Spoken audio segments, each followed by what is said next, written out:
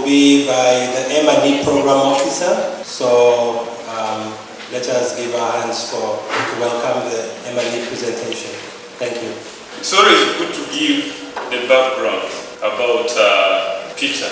As I say, it is always good to be back home. I studied here. At some point I was seated in those chairs while I was being oriented into UCU. I have taught in this main hall, and now I'm again back to it, give a facilitation or to lecture.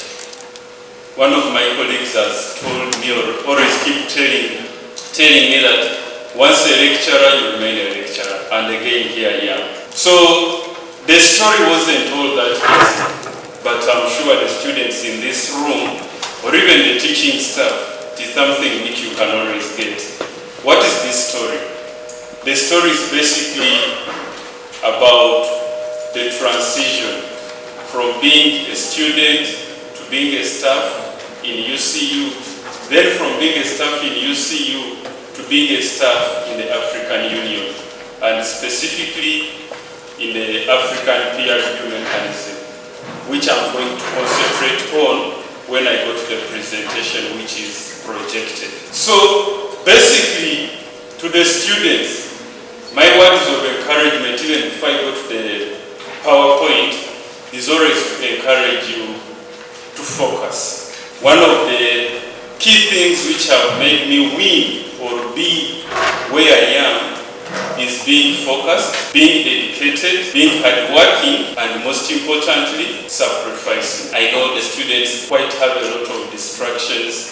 You want to achieve so much, maybe in the 3 years at campus or in the 4 years. So these things tend to distract you, and you fail to achieve what you are intended to achieve. Maybe the only thing which I can mention in a student life is during my stay in the university setting, I was actually a brilliant student to the point that I managed to graduate with the first class. I can't skip that because the students who are watching me, it would be a pleasure when I meet you again and you say, I also graduated with the first class.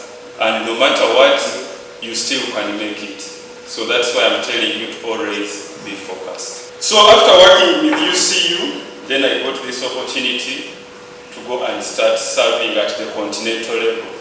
That is serving African Union first, and then after serving with the African Union, I transited and I started serving with an organ of the African Union, which is the African peer review mechanism. So allow me now to take you to the presentation. So I'm going to talk about the African peer review mechanism, an entity that I work for, and an entity that has actually sponsored this debate.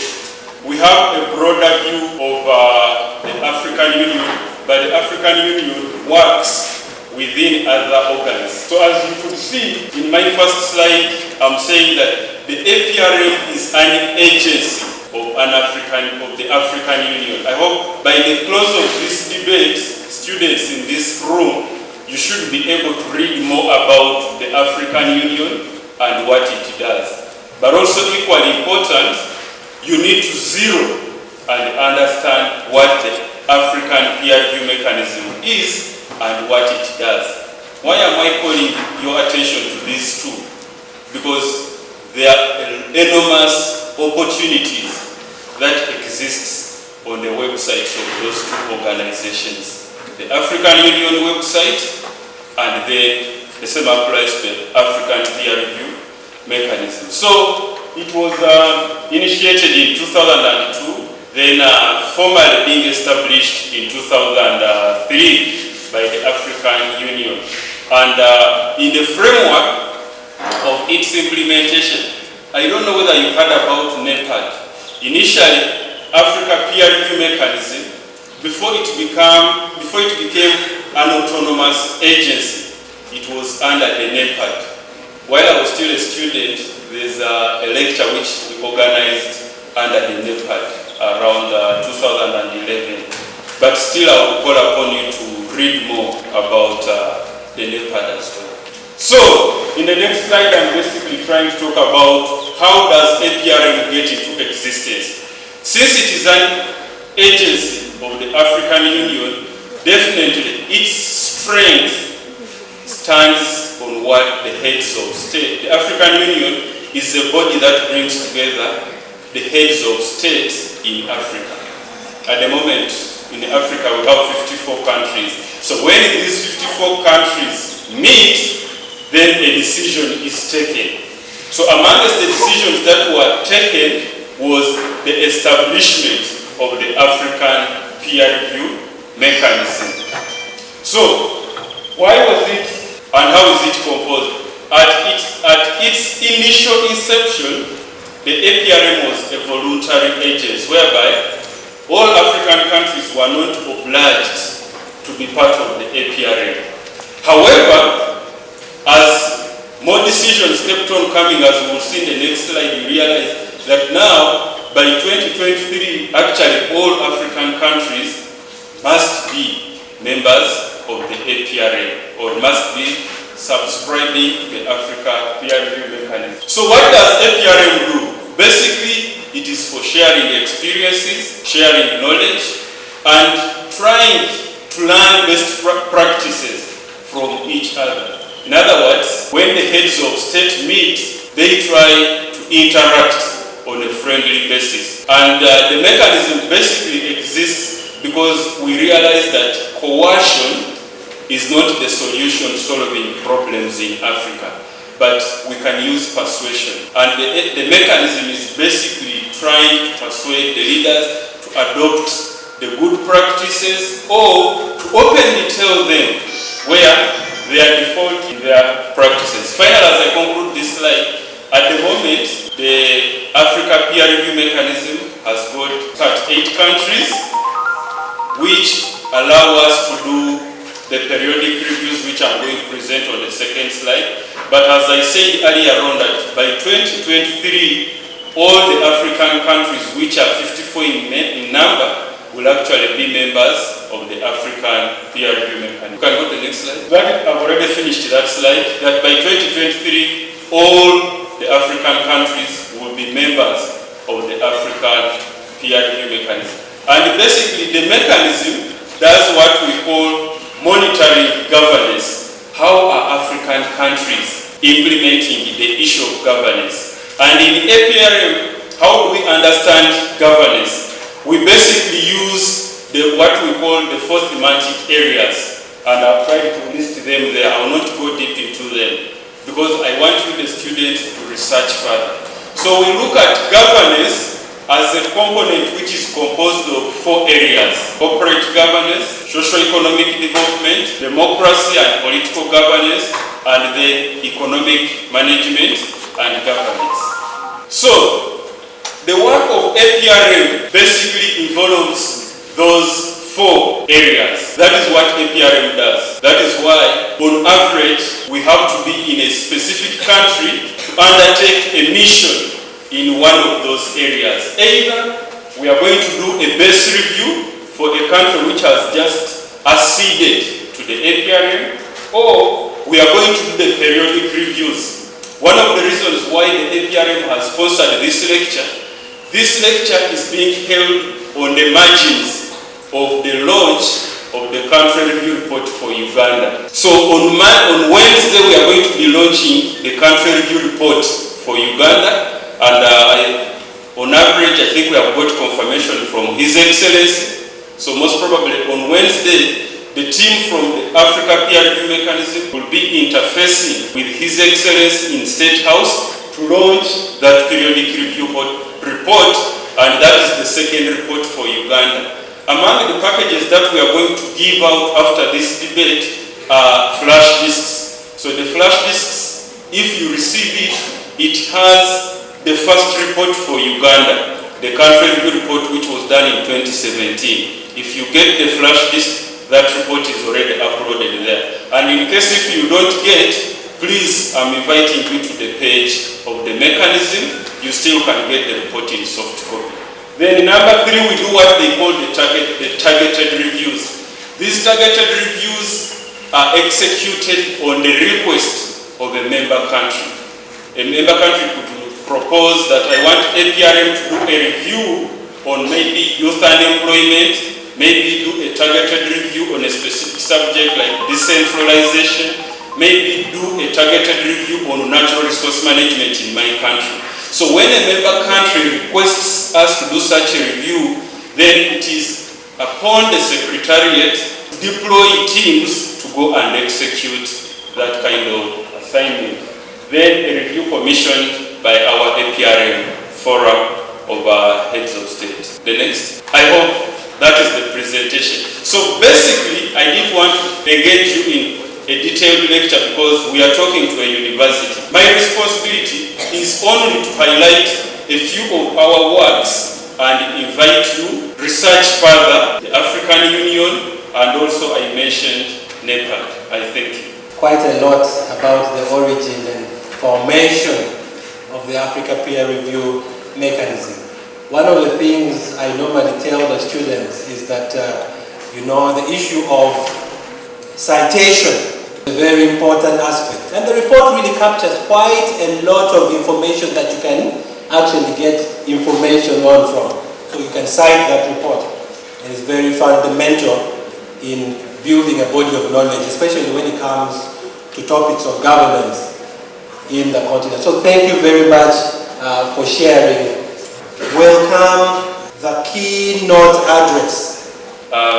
Okelo was talking about citation. It is a report that was released in 2018. So if you are writing about any issue on governance, constitutionalism, rule of law, economic governance, leadership, it is a report which I would call upon the students to always look up to and indeed recite. I'm not going to go much into the report because we have a whole professor who is going to give a keynote address. Allow me also request you to welcome him because he landed in the country yesterday and here he is to give the keynote address. Please welcome with me Professor Migal Akech. Professor Migal, you are welcome. My background, so I taught, I'm a lawyer by training. I taught law at the University of Nairobi for 20 years. And then I figured it was time to try and do things differently or look at the same issues from a different perspective. And I thought that, because I wanted to be able to compare what's happening in different African countries, I thought I should, when the opportunity arose, I thought I should join the interesting things that have been happening at the African peer review mechanism, including this inaugural initiative of producing a report on the state of governance on the continent on a regular basis. So the report is called the Africa Governance Report, and this is the 2019 edition. The expectation is that there will be subsequent editions of the report, and that we'll do that every 2 years by annually. But why is this important? Now, I think a good starting point would be to talk about what is governance basically. If you're talking about governance, you're looking at the way that power is exercised in the management of a country. You could even go further and say you're talking about the exercise of power in the management of the resources of a country. But why is that important? I think one would then take a step back and ask, why do we even have government? What would happen in the absence of governance? And those of you who study law or political philosophy or political science may recall some statement attributed to a philosopher that in the absence of government, life is short, nasty, and what is the third word? Brutish. Okay? So we set government to save ourselves from the terrible things that we can do to one another, particularly in the context of what is inevitable, which is that human beings always compete for resources.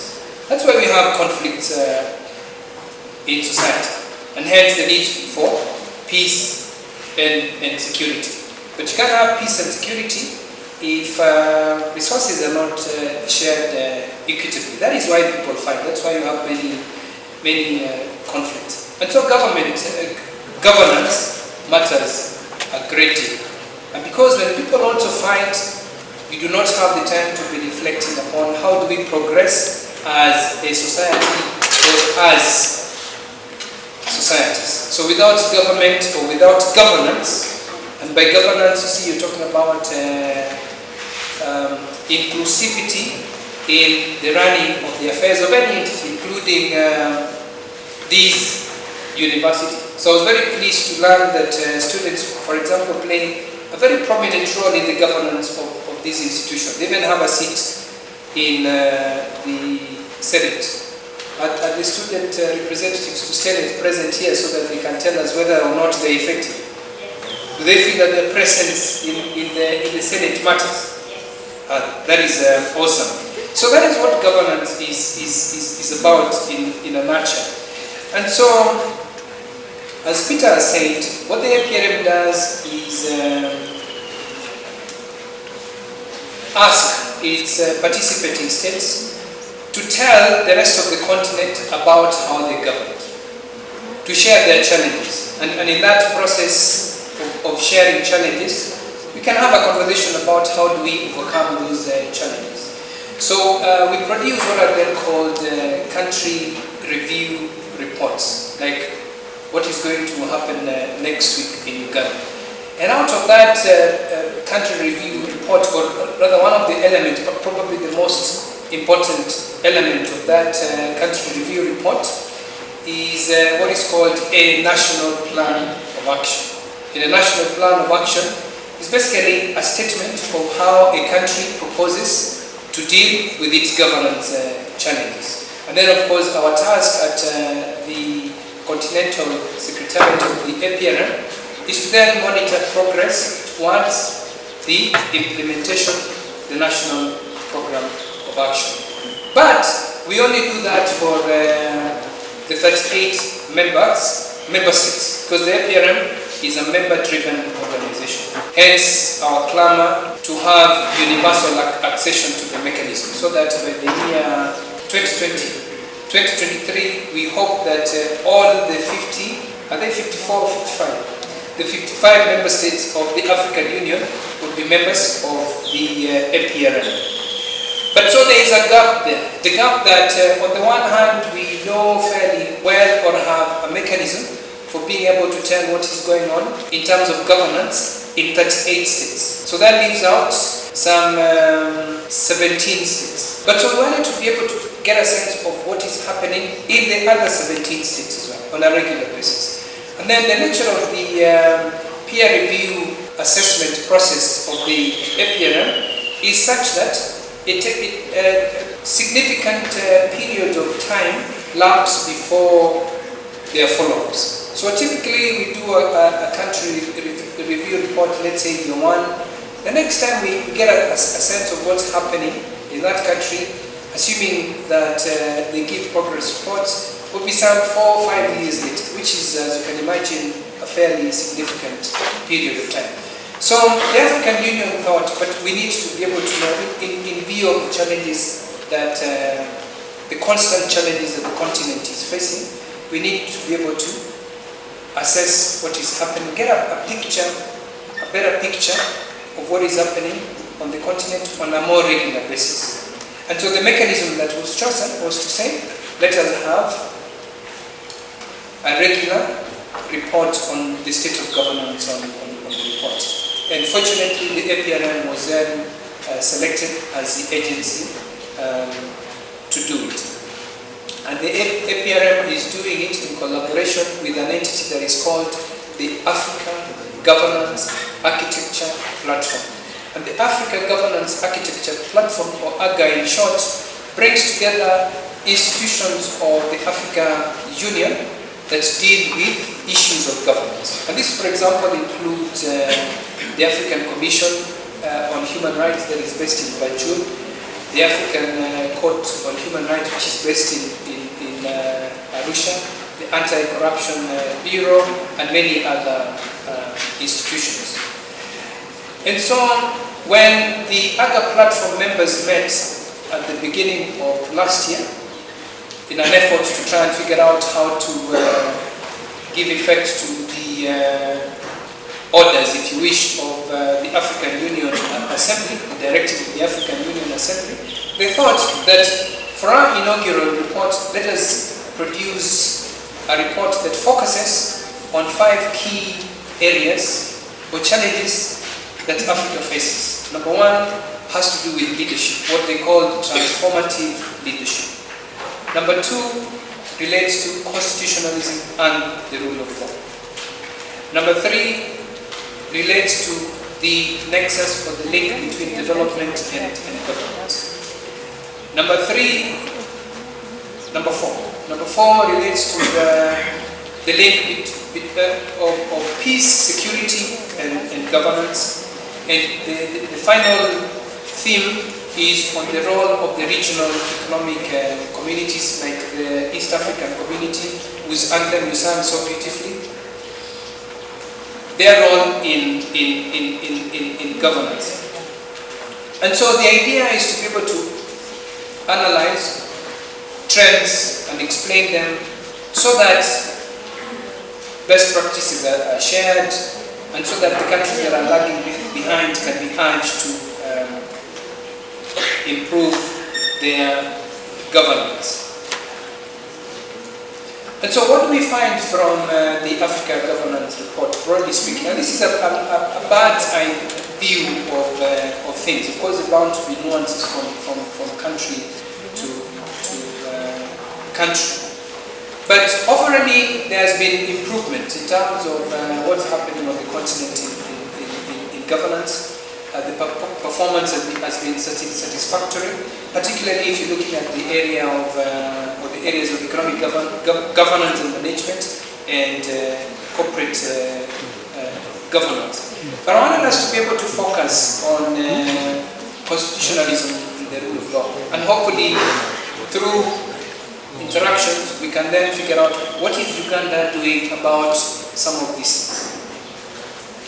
And so, when it comes to constitutionalism and the rule of law, broadly speaking, the report again notes that there are signs of progress. For example, the number of instruments that the African Union has come up with to be able to urge states to enhance the state of the government. The key one probably is the African Charter on Democracy, Elections, and government, of which you'll be interested to know that your country is a signatory, but is yet to ratify. Indeed, we had a meeting not too long ago, about 2 or 3 months ago, to try and figure out why is it that Uganda has not ratified this charter, and when, how do we ensure that it does.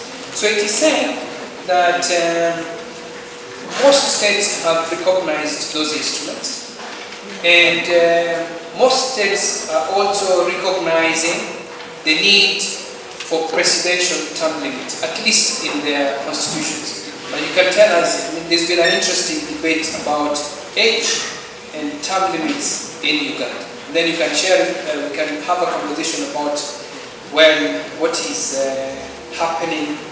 Perhaps the most important one are what are called national human rights institutions. And I'm aware that Uganda has a national human rights institution. What is its name? What is it called? What is the name of the national human rights institution in Uganda? Around? The Uganda Human Rights Commission. So again, you can tell us, you can share with us, well, what is the record of the Uganda Human Rights Commission in terms of the realization of the Bill of Rights that is contained in the Uganda Constitution. Another finding of the report is that many member states have established institutional checks and balances, including systems of judicial review. To explain very briefly for students that are non-lawyers, how many lawyers do we have here? Can you just tell them what are institutional checks and balances? Yes, go ahead. My name is Gerard Alice, a student of law. Yes. I understand constitutional checks And balances. To me, to purely refer to the governance system, especially one in Uganda, Yes. where we have the parliament, Yes. where we've got the executive, Yes. we've got the judiciary. Yes. Yes, let me go in an organized way. Yes. Where we have the legislature, Yes. we have got the judiciary. Yes. But not independent in the sense that they are not supposed to be responsible for each other. Yes. The checks and balances here are to ensure that the other institution is working for the good of the rest of the institutions. Exactly. And if there happens to be an error somewhere, the other arm of government is right to point out that things are not flowing the way they are meant to be. Yes. But it is not to come up as an interference. Yes. Like for example, to hear that Parliament is instructing executive of what to do. Yes. Just of late we have the example where the Honorable Speaker of Parliament, Rebecca Kadada, Yes. just are supposed to ensure that each institution independently is not interfered with. That you are not independent to the extent of not being checked. But under what circumstances are you checked when you lose track?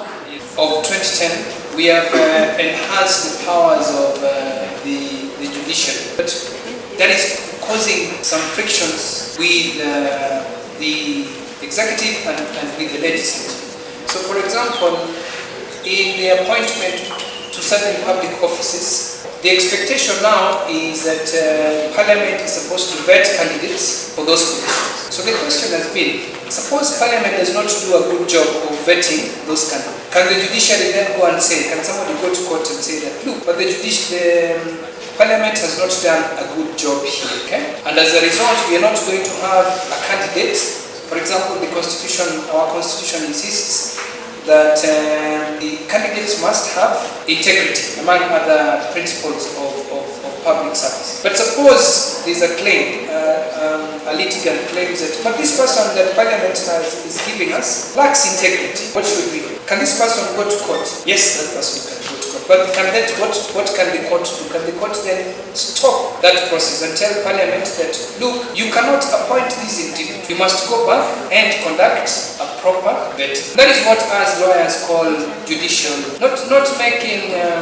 It is to say that if you have not done your job well, if you have not done the job that the law requires you to do, then the court has the power to quash that decision and ask you to do it all over, to conduct a fresh nomination process. Again, so how do those issues play out in Uganda? A conversation that Alice has initiated very well. And so those are some of the findings of the report. And then, of course, those are the positive findings. The negative findings as well, because the report is saying that we're doing badly in terms of fighting corruption as a continent. And so we need to establish better mechanisms to monitor and evaluate the effectiveness of our integrity and anti-corruption programs and strategies. And then, of course, countries that don't do very well when it comes to reporting on the instruments that they have ratified.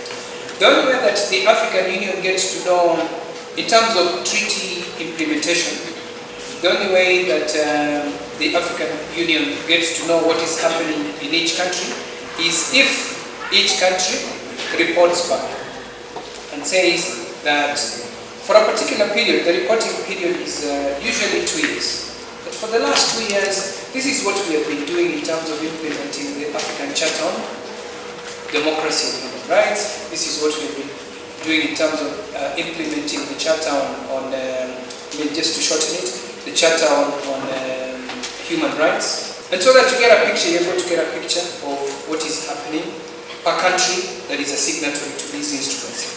But so what the report is finding is that we're not doing a very good job as member states of doing this on a regular basis. That makes it difficult for Union to be able to get a sense of what is happening continentally. And so just to focus again on so those are the findings on constitutionalism. And I think I've been speaking for a long time, so maybe it's time to hear from you. But just to conclude, APRM is offering the Africa Governance Report report as a starting point so that we begin to have more meaning, comparative conversations on how Africa is governed. But also, more importantly, so that we can begin to develop tools for measure. Talk about the business of indicators, so that we develop indicators on governance, if you wish, and use those indicators to be able to assess what is happening, and then also to learn from one another in terms of the good practices. So I think at this point in time we can have a conversation about Uganda in terms of so that at least there's some focus in terms of the practice of constitutionalism and the rule of law. And by constitutionalism is meant governance according to a fundamental law, right? That fundamental law being a constitution. And what do we mean by the rule of law? Governance by law, okay? So we can link the two. The enforcement of human rights is an interesting subject. The question of submission of reports to on the various treaties that the state has signed up to are interesting. So now this is the part where we have a conversation. Who wants to begin? Probably we start with.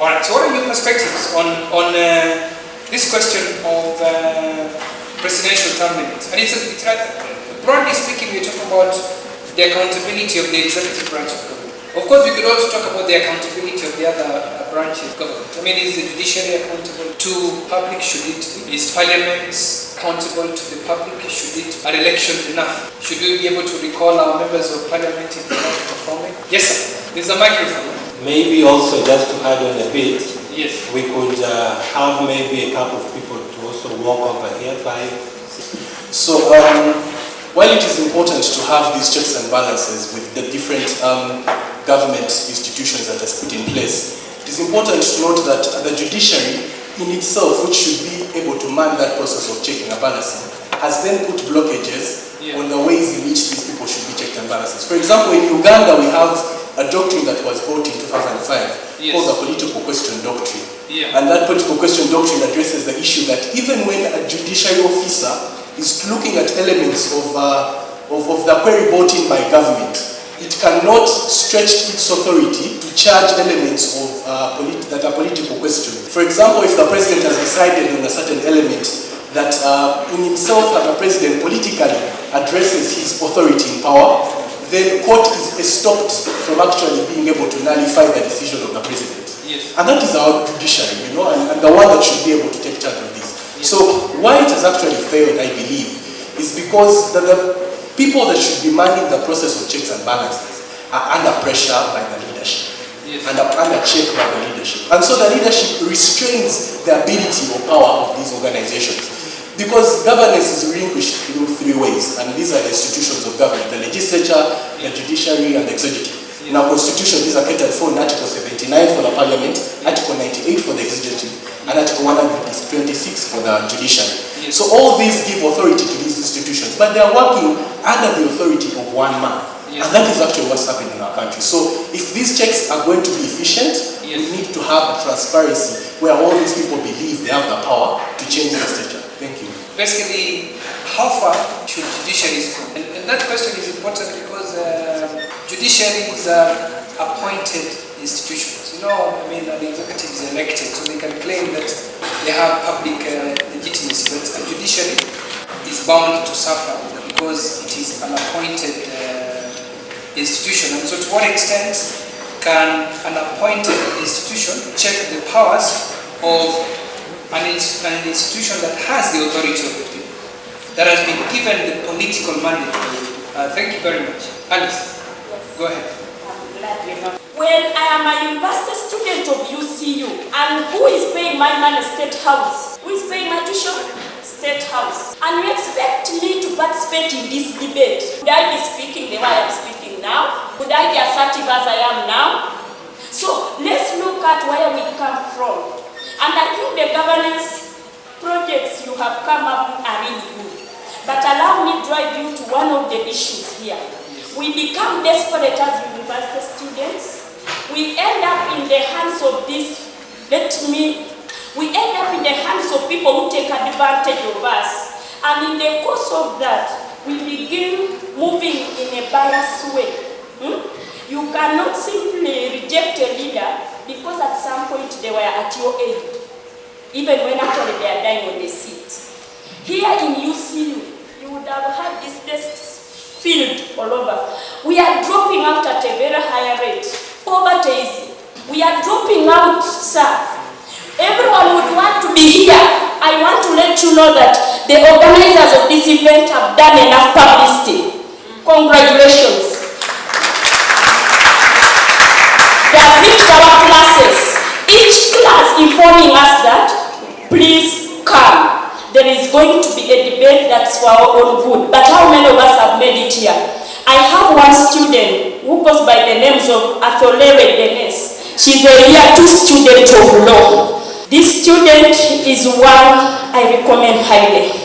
I'm a class leader in my class. I'm a woman of integrity. A woman that looks up to the Lord. But this student has stood out. However, Dennis, as we talk now, may not sit papers. In this context, because of course this all affect how the broader country's government. University students, tomorrow you'll be the leaders of this country, right? Yes, so I mean, these are conversations that are important to have. So it's to get a sense of what is happening here, whether in your context, in the university context, which is Alison described, or in the broader context of the government. So if you have time, I think we can also hear from others as well. So we shall actually get maybe 2 more? Yeah. Maybe 2 more and then we shall proceed. Yes. My name is Senyojo Ivan. Yeah. Ivan. Yes. And I am a former student. I'm pursuing my master's in research and public policy. You talked of that we university leaders, we are the leaders of tomorrow, but even the people who are in the government now, they do not want to go away. And the case of human rights, we are seeing what is happening in Uganda. I know you've been outside there and you've been seeing what is happening in Uganda, whereby our counterparts, our MPs, our leaders are being tortured and being denied the being denied the right to participation and taking target of their views at large. And then the argument, the aspect of good governance in Uganda, our president recently said that we have good governance, but you're seeing that even the people that are pertaining these arms of government, that is to say the judiciary, is the one who is appointing them. How do you expect someone who is going to check, to do these checks and balances? How do you expect this someone to go and task the executive, and yet he's the one who was appointed by the president himself? Thank you. Mr. Godfrey. Done. Mr. Godfrey. And I have 2 issues. Yes. When the colleague was discussing for your colleague, he talked about that you meet those leaders most times and you talk to them like heads of states. Yes. Now we're looking at the prevailing situation between Rwanda and Uganda. Yes. Both countries ratified to the East African Community Treaty.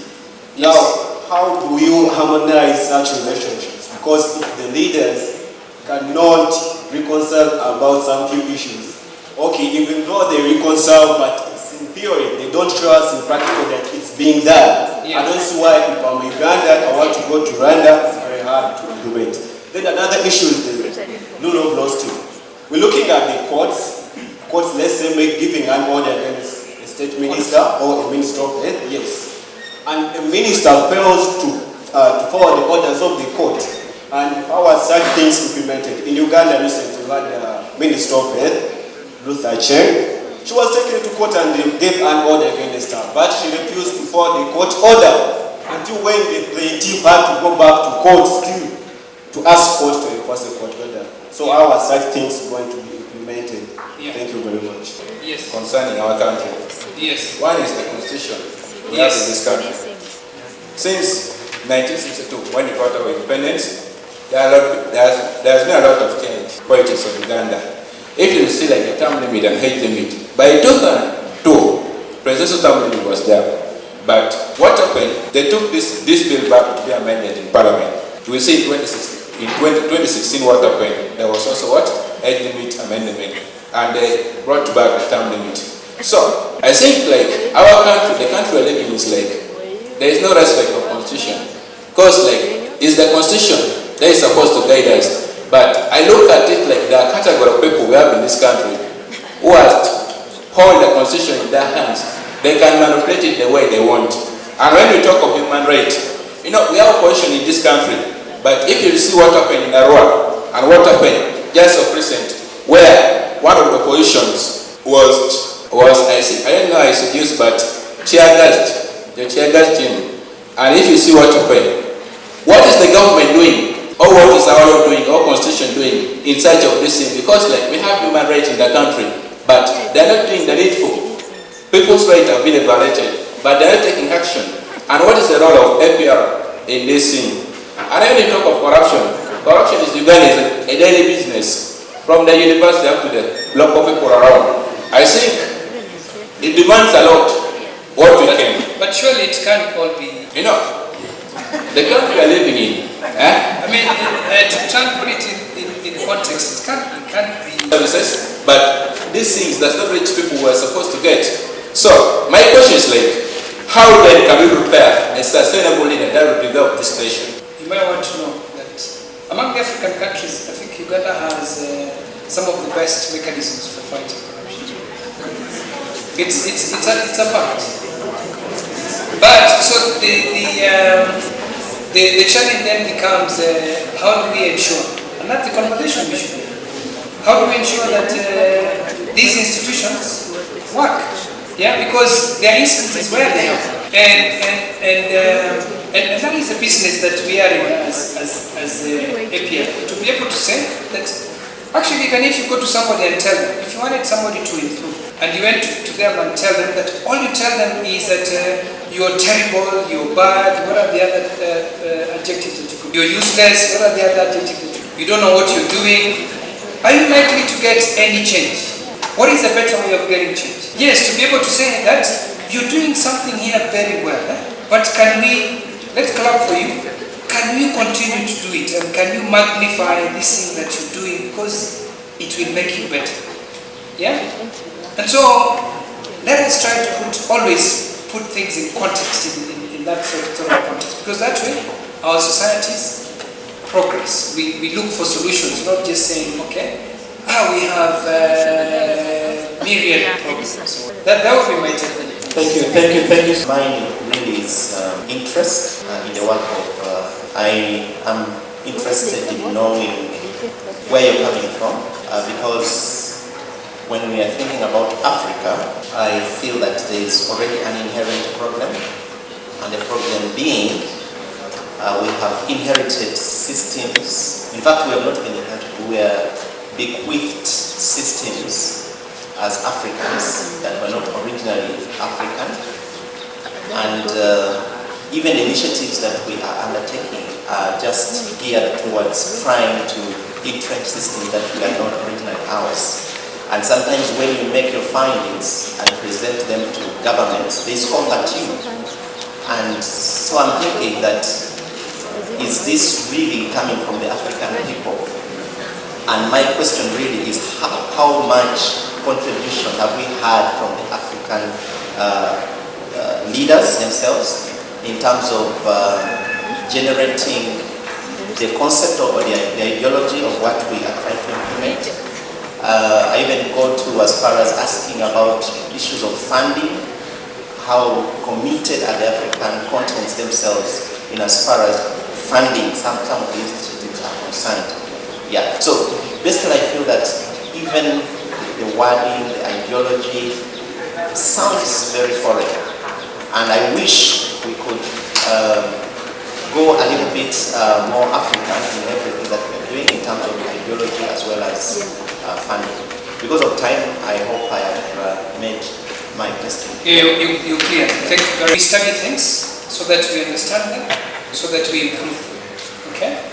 And you very articulately pointed a number of challenges that you see that we face, whether it is at in the context of your country or your continent.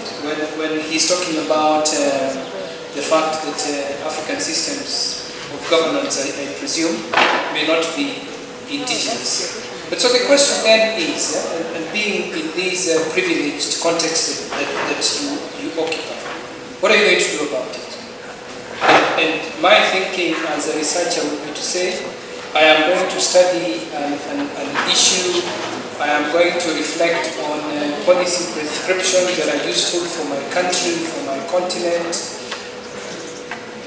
and I'm going to do everything that I can to try and get things to be better. Whether you're talking about the issue of human rights, the accountability of the executive, for example, in the context of the appointment of judges, or this question of impunity, that court orders are not obeyed. What is happening? How can we change that? Perspectives that the Constitution may be manipulated politically. What should we do that?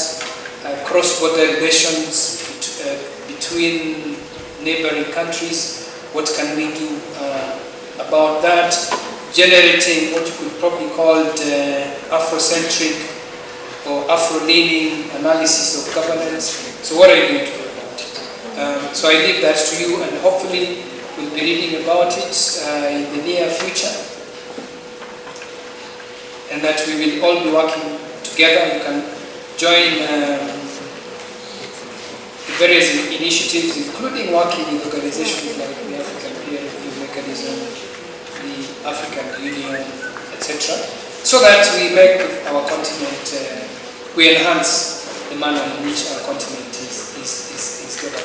So I'll stop there, and once again, thank you very much for this privilege. And allow me to perform one important task, and that is basically to introduce the next speaker. We are still expecting another speaker, but we already have one in the house, and we feel it's very important in the interest of time for us to still move in already with the arguments that yet to advance. Ladies and gentlemen, the next speaker, a lawyer, and most importantly, somebody who went through this great university. And I thought that would be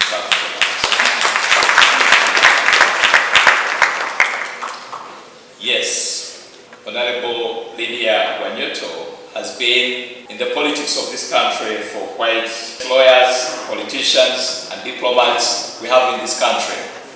At the moment, she's the chairperson of the NRM Women's League.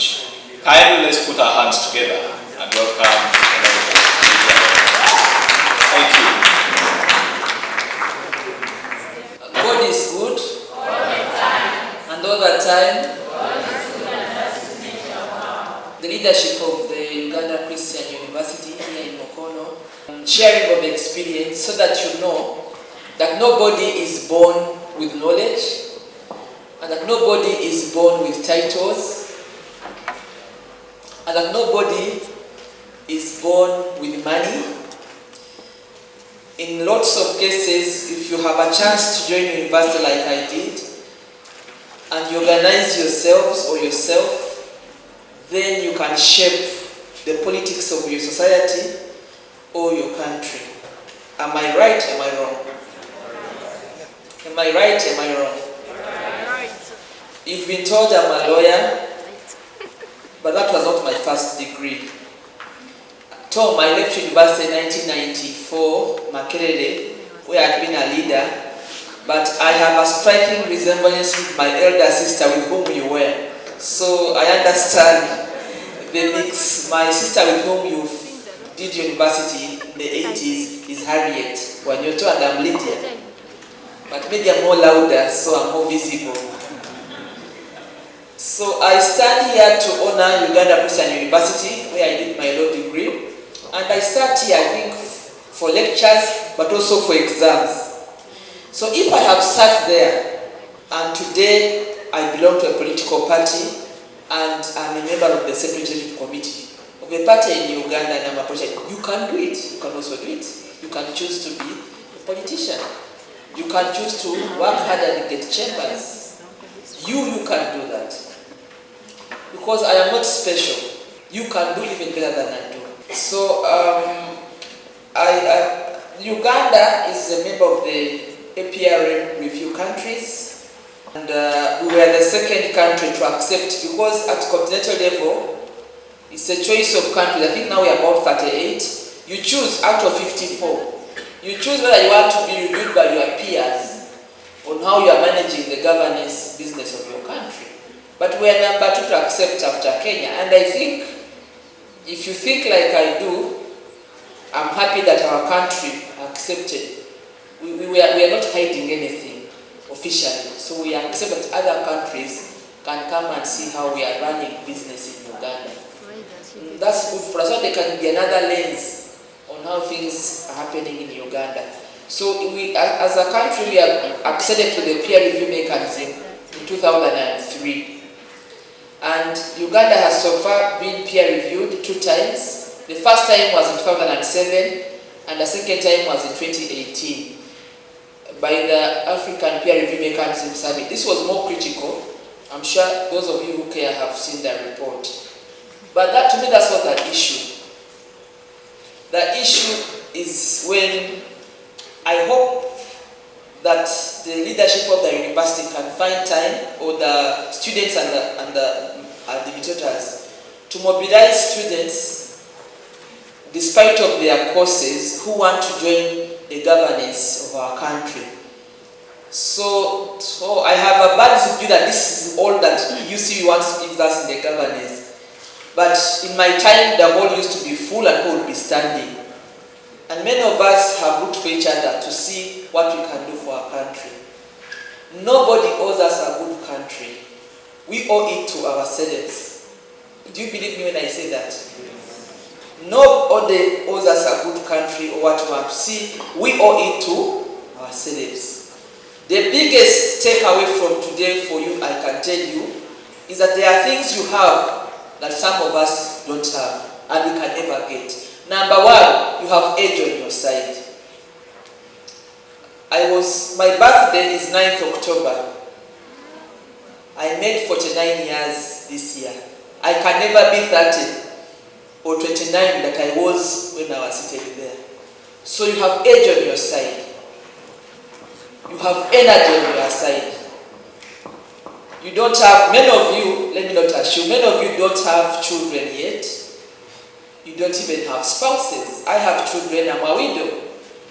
So there are things you can work for and shape the destiny of this country, which I have lost. And if you start with that, you not hold a microphone to lament again. You just say where is the problem and attack. So when I walked in here, I had voices about people talking about amendment of the Constitution and feeling bad about it. You have a right to feel bad about it, but you can do something about it. It's your right. Am I right or wrong? Yes. Debate it. Go ahead and find out how other countries have handled this matter. When they were looking for me to come and speak, I was not here. I was in Nairobi. But Kenya has completely overhauled their constitution. It is Kenya. So, do you want to change your constitution to fit your interests as young people of our country? But what is changed is what should matter. So, go out there, mobilize, organize, and change or maintain the constitution in the interests that you want for your country. There is every right you have. And these conversations are good so that you can consciously know what is it that is good for us as a country or even your generation. Because I can no longer now speak for the under 25s. It is you people to speak for yourselves. My campaign now where I'm looking at women of my time, people who are in the middle level age, who are now towards the curve of retirement. Because the next 25 years, I don't think I should be as active as I am today. I'm looking at those that are vulnerable, that are widows, disadvantaged. Like, I am a widow, but maybe I'm not as vulnerable as other widows. But you guys, you have the country in your hands. You have the energy. You have the age. You are at school. Some of you covered like a broiler chicken, fees is paid before the term, the semester ends. Others are struggling. And how many of you are helping your colleagues to ensure that they finish university, whether struggling or not? That's what made this university a unique university, being there for one another and supporting one another. At the African Union level, I was lucky, I was working under the Commission of Peace and Security. And every time there was an online debate for young people, I saw a lot of young people from West Africa, from Southern Africa. We talk in terms of blocks at the AU level. There are very few young people that have opened their horizon to engage in the debates in Addis or many of you have phones. What do you debate on your phones? You are here WhatsApping, hi. I would like to invite you to open up your debates and conversations and research on what's happening on the continent. If you don't like what's happening in Uganda, find out what's happening in Tanzania. How are they doing it in terms of engaging as young people? What is Tanzania doing in the University of Dar es Salaam? They also have so many universities. Open up your horizon and find out what's happening in Kenya and all our neighbors. Do not close yourselves to UCU and to Arua. I had a lot of debate of Arua. I did not read Arua from the campaign Arua from a WhatsApp or an angry campaign. I was in Arua myself. I was there for 3 weeks because I had a candidate and my candidate lost. But I did not come back from Arua crying. I learned lessons on how to campaign better next time when there is a woman candidate from my party. How many of you were in Arua in the campaign, even those who are speaking here, for the by-elections? Or how many of you have participated? If you want to join the politics of the country, don't read it from WhatsApp. Please put on your boots and go. Not to fight, but at least to learn lessons on how things are done. Am I speaking the language you want to hear, or I'm boring? So governance is for those that want to dance their hands. If you are the type that wears gloves and wants to remain in your room and on WhatsApp and on phone, it's not for you. Because the challenges are enormous.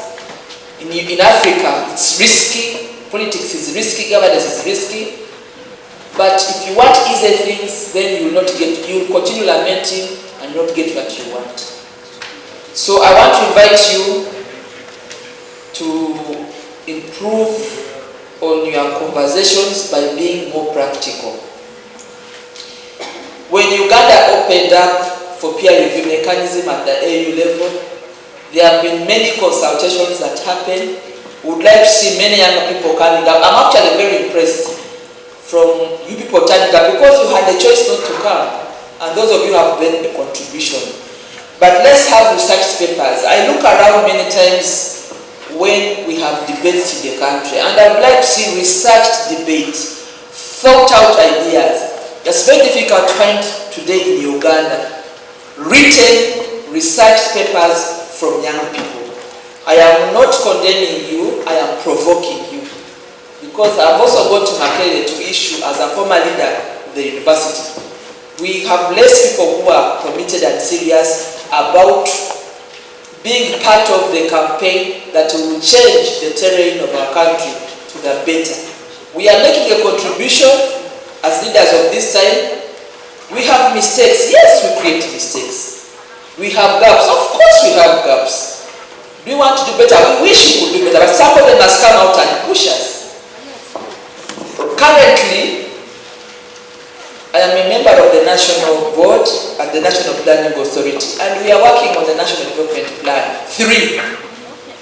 But I have not seen a memo, whether from the researchers of UCU or otherwise, giving a critique of what what he did not deliver in NDP 1, I was not there because I was at the A, or NDP 2. But even NDP 3, I was impressed when I came and asked about what is in this National Development Plan 3, which begins this year, for young people. And we did invite a few young people because I was pushing for the media and young people. And they came and said, where is the component that is building talent? And they were right. In the whole country, the only place that we've been able to say we are constructing for talent is the training academy in Kapchorwa. It's not even complete. But Uganda's population is 78% below the age of 30. So, whose plan are we working on? Can we have, you are the brains of the country now at university. Those of you who are leading this, can you interrogate the draft National Development Plan 3? Go, if you wish, to the sector of governance and give us your thoughts, because this plan is yours. You are the majority of the country, and you can actually change it around. It's on the website, National Planning Authority website. It's in the public domain. I thought they had listed the stakeholders to see. Some of your colleagues came and told us about talent. What is your say, your take? It can even come and be flashed on this screen so that you can tell us what not to touch and what to touch for people that are leaving university for the future of your country.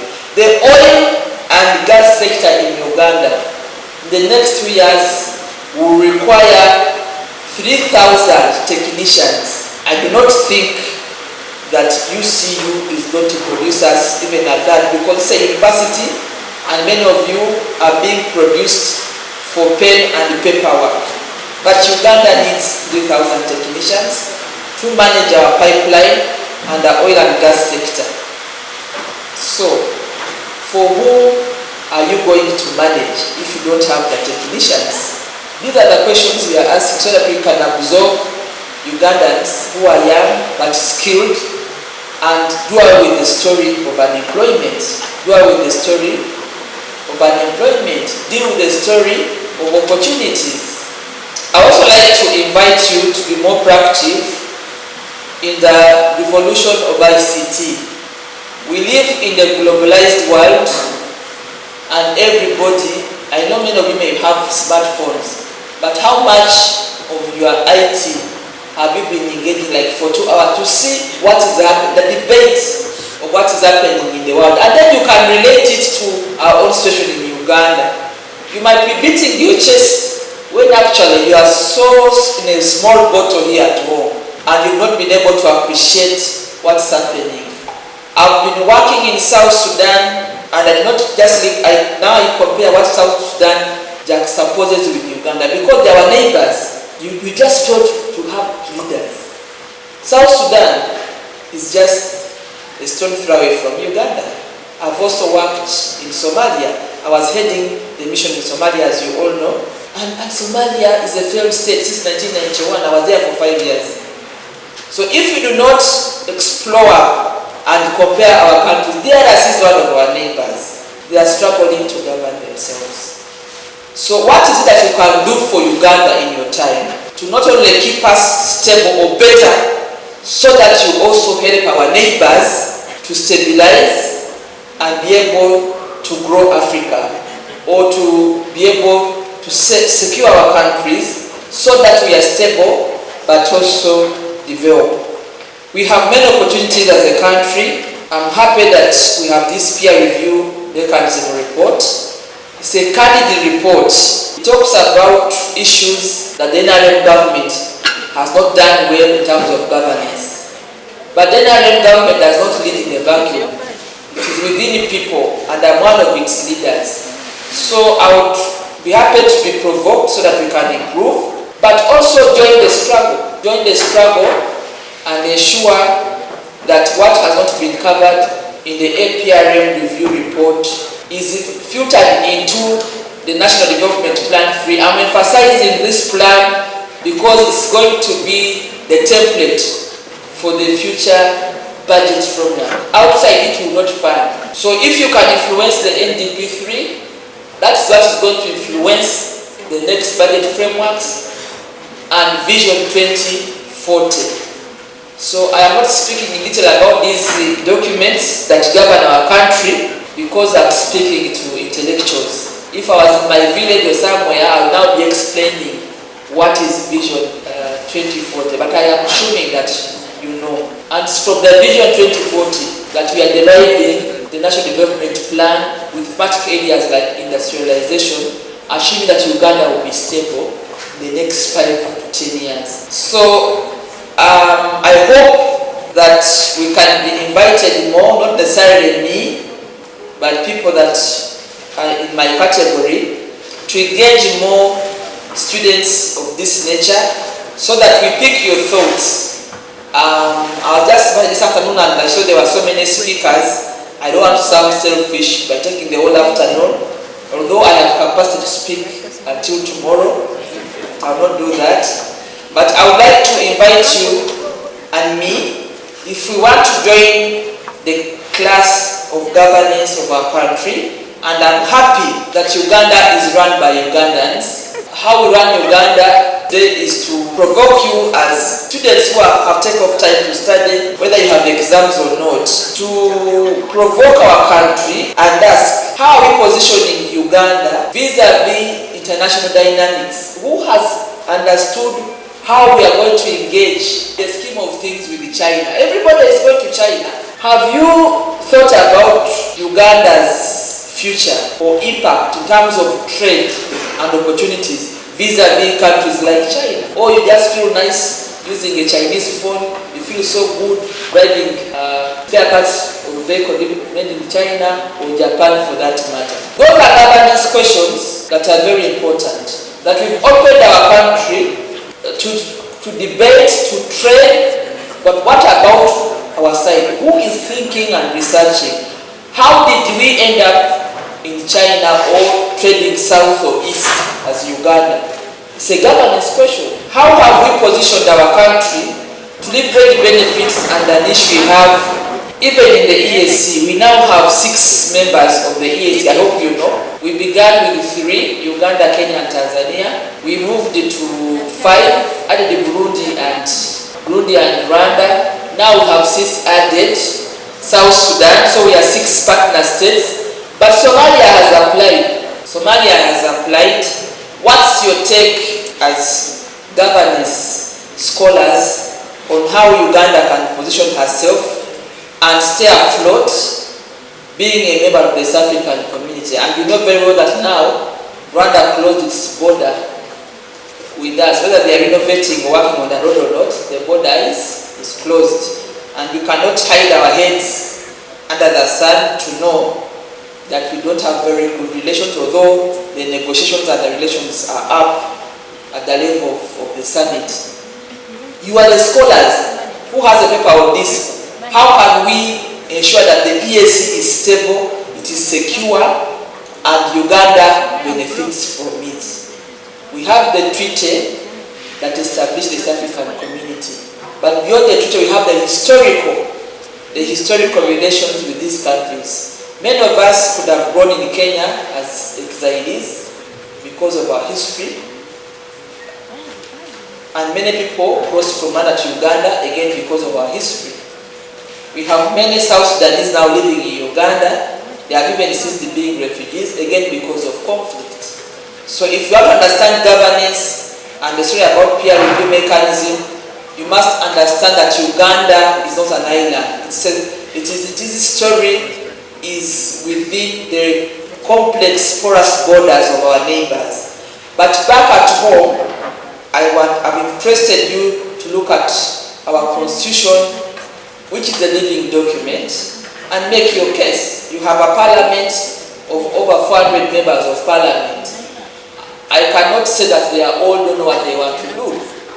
And in the next few months, we'll be going to elections. So at your age and well understanding and as governance scholars, you may want to interrogate how you want to see the next elections happen. Because we are going to elect from LOC1 here in Mukono to the last office of the country, Plot 1, Uganda. What's your contribution as governance scholars? Last week, I was trying to write a paper, and I was trying to look at the Constitution, the presidential and parliamentary elections laws, the act, looking at the local government, local acts, the laws, and trying to tell the Electoral Commission that we have a struggling country as an economy. We cannot spend 1 year, a whole year, because they've given us the roadmap. I don't know whether you have seen the roadmap, because if you're governance scholars in this conference, in your own country, you must know that the calendar for election is out. Do you know or you don't know? Do you know or you don't know? So this calendar is out. It's almost 2 years. We have 69 chartered universities in Uganda. UCU only has branches, colleges in the rest of them. UCU alone can give us over 20,000 graduates every year. Now we want to go and say, let this one retire so that I can take the job. I think the solution of unemployment for professionals in Uganda does not lie in retirement. That's one. Number two, it's not true. This is speculation to cause excitement. It's not true that the retirement age has been changed. But even if it doesn't change, the solution is not. It's look outside the box to allow people to exercise their skills other than being in the civil service.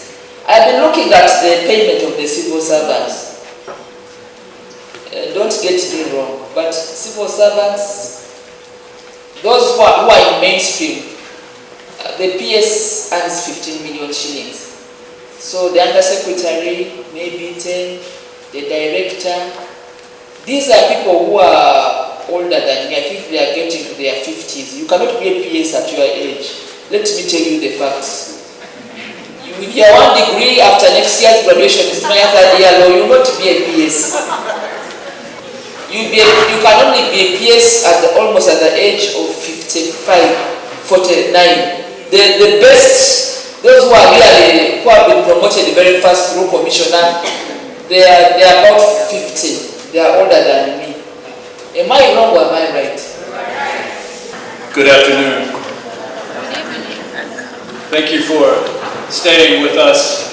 The Africa Policy Center is a think tank, an institute based here at Uganda Christian University that works to embrace the challenge of analyzing public policy questions and all these issues of governance from a point of view that's informed by biblical and theological reflection on human existence, on the good life, on community, on God's order and His work in history.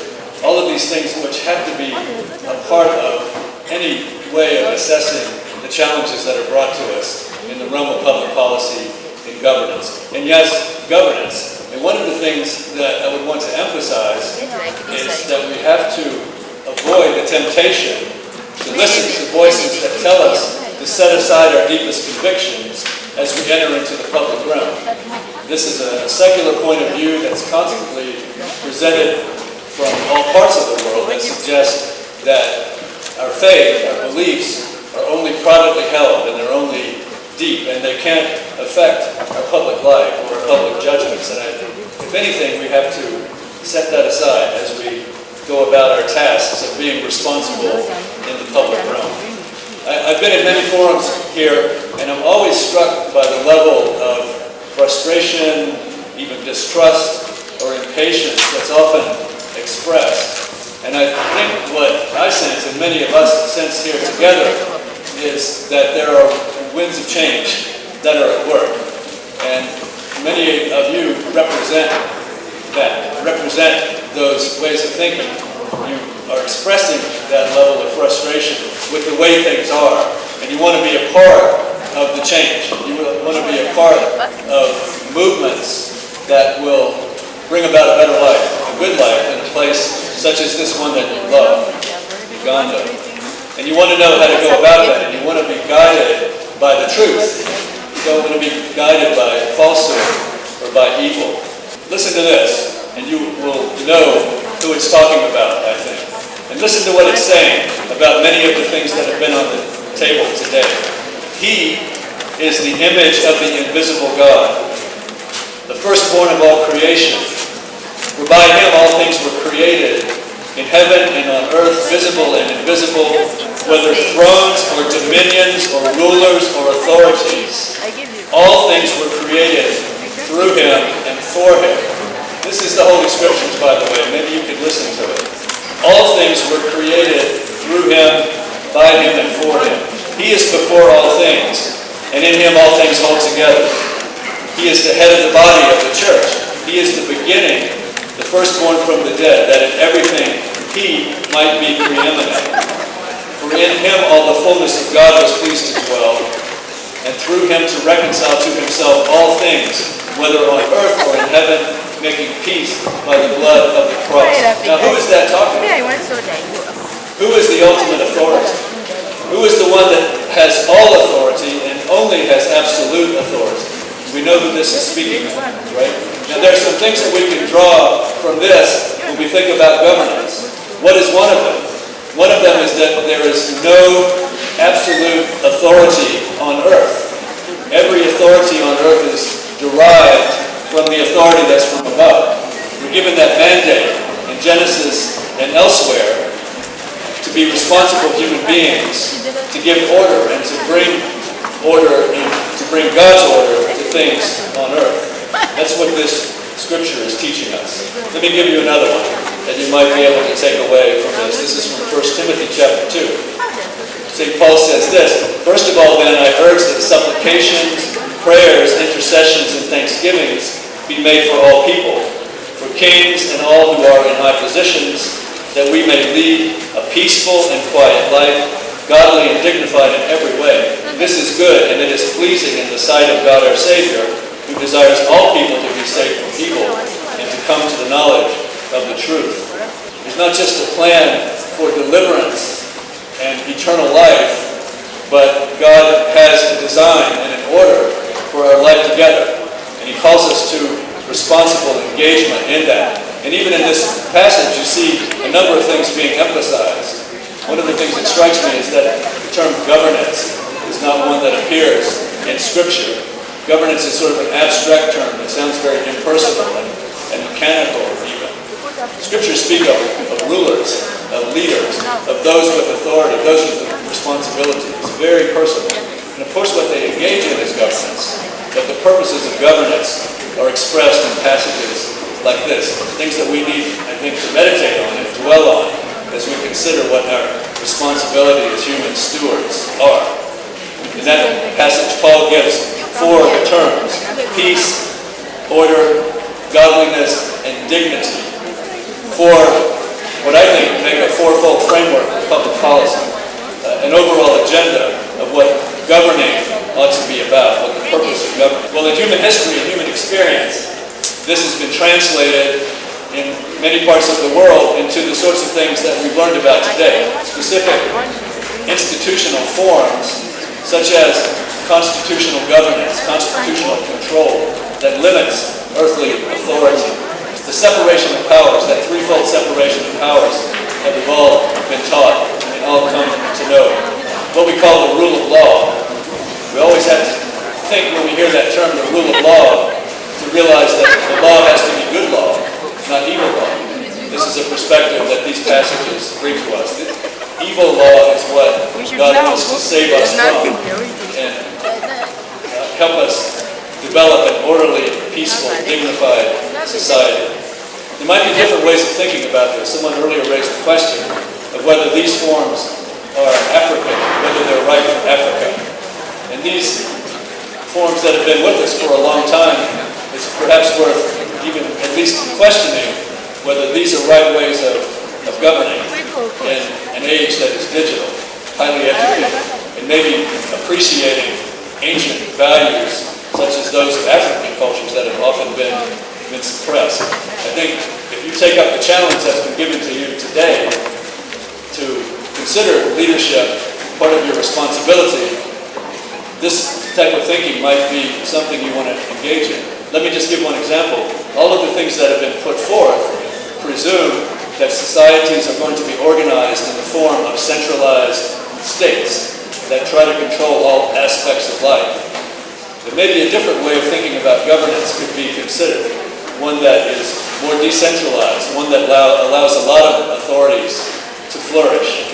Human flourishing, human community should be the first priority of Christian governance, I would say. And that includes the family, protecting and building up the family, protecting the other associations that we have that bring dignity and quality to our lives. There might be different ways of thinking about economic structure. This is built on an ancient Christian principle called subsidiarity, which teaches us that there are multiple forms of associating together, each of which has its own integrity and its own authority. The family has its authority. The church has its authority.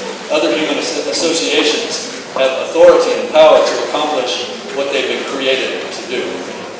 So there's a lot that can be said about those sorts of things, but I just want to suggest that as we think Christianly, we really try to approach these matters, we'll either embrace and realize that such things that are contained in the peer review mechanism are good embodiments of the principles that we ought to uphold, or we can begin to reevaluate and think about them differently. If we consider the history that is from the beginning, we can know that even nations themselves are not permanent. They rise and they fall. They are strengthened, they are weakened. So we can't even assume that the form of the nation that we exist in now is what it's going to be like a few years from now.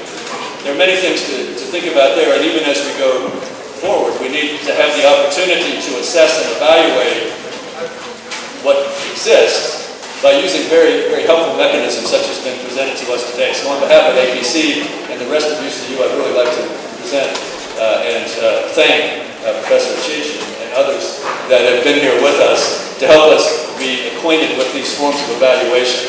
It's part of our responsibility to evaluate, to be good stewards of that which we have, and to strengthen all of these institutions, or remove them if necessary, because our goal is the common good, the dignity and good order, and peaceful order for all, not just for private interests, not just for a few, but for everyone. So let's join together, if you will, and thank everyone on behalf of UCU for their participation.